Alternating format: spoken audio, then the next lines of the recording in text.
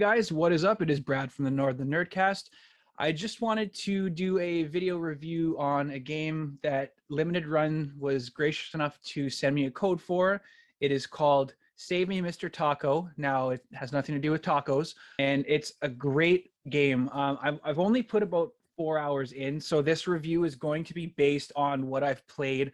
I got the review code yesterday, so I haven't really had much time to get super far into the game.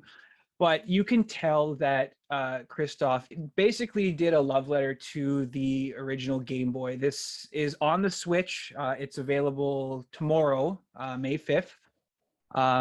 And it's just a lot of fun. It seems to be a throwback to the side-scrolling games of the Game Boy Nintendo era. You're an octopus who is stuck in the middle of a war between humans and octopus, and octopus and themselves, humans and themselves. So there's this power struggle, and you have to save a princess. So it kind of has that Mario-esque feel. A lot of power-ups are in it as well. There's quite a few hats that you get throughout the entire game, which essentially gives you friendship power or stone power. It's a really, really cool concept, and I've been having a lot of fun with it. My oldest has been having a lot of fun with it as well.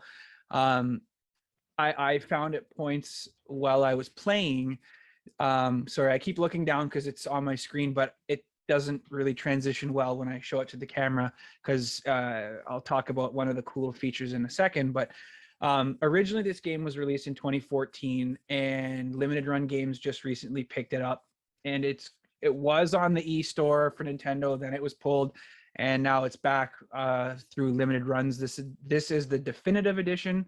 Now, I've never played the original. However, a fellow YouTuber, Adam Svenny McGee, was saying, and this is something that I noticed as well, you can actually look up or down when you're playing, and it shows if you've missed anything, if there's any secrets that are located higher or lower, and apparently that was not available in the original game. Now, another real cool feature is the color themes. So just like Game Boy Color, the original Game Boy, which was always green, depending on where you are in the world, if you're underground, if you're in the forest, if you're in the sky, it changes colors according to what is perceived as the color. So obviously under the sea is blue, you're in the forest is green. Now you can also change those color settings if you wanted to. It's actually really, really fun to do that. And there's like a negative mode. There's fire red. It's a lot of fun. Now, in order to get your power-ups, you have to visit a friend who is an otter. Otters are fitting into this game as well. Without spoiling too much of the game itself, it does at first seem like it's going to be a very easy, cutesy style game, but the difficulty does present itself the farther you get into the game. In the first area, I'm almost convinced, and this isn't really a spoiler, but it's just something that stood out to me, that the ship that you're jumping across really looks like one of the ships that was in Super Mario Brothers 3 on Nintendo. So maybe like maybe some kind of connection where something must have happened, the ship sank or fell from the sky, and now it's in Taco's ocean. I often found myself jumping from ledge to ledge, worried about that old style Nintendo feel where the movement was delayed. So like in the original Mario, when you jump, like you would push the button and then he would jump after. So I kind of was worried that that was how it was going to be in this game, and not in a bad way. It's just that's how I remember these the old school style games. But the command system, the controls are right on with the exact movement on the game. So that was definitely something that I really enjoyed.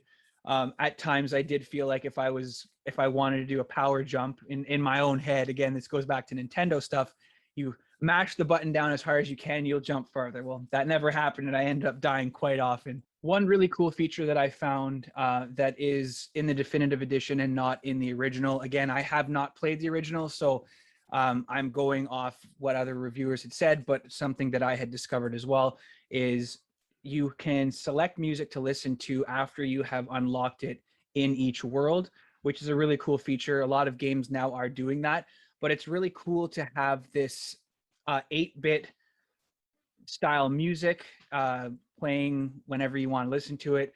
It's a very nice feature to have in a definitive edition that is not a physical edition. I'm hoping that a physical one does come out.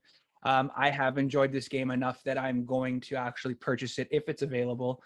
If not, I've got the digital copy, which is equally fun. Save Me Mr. Taco will run you anywhere from 22 to 24 hours, which for a Game Boy style game is a very big game. Again, I've only put around 4 hours into it, so there's a lot more story to do. There is also a second character, which I won't spoil for anybody, but it does add a different take on playing the game. Whereas Mr. Taco fires ink balls, this character is more of a melee class.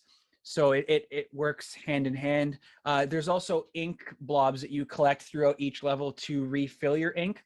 So that kind of reminded me a lot of Mega Man, getting the power crystals and whatnot to get your special ability back. Again, my main concern with the game is that some levels do take a lot longer to complete with no save option. And it does get increasingly difficult, as I had said before. There are 3 different modes in the game. There's your basic easy, which you start off with 3 hearts. And then there's your harder 2 tiers, which is one shot, like one hit, you're dead.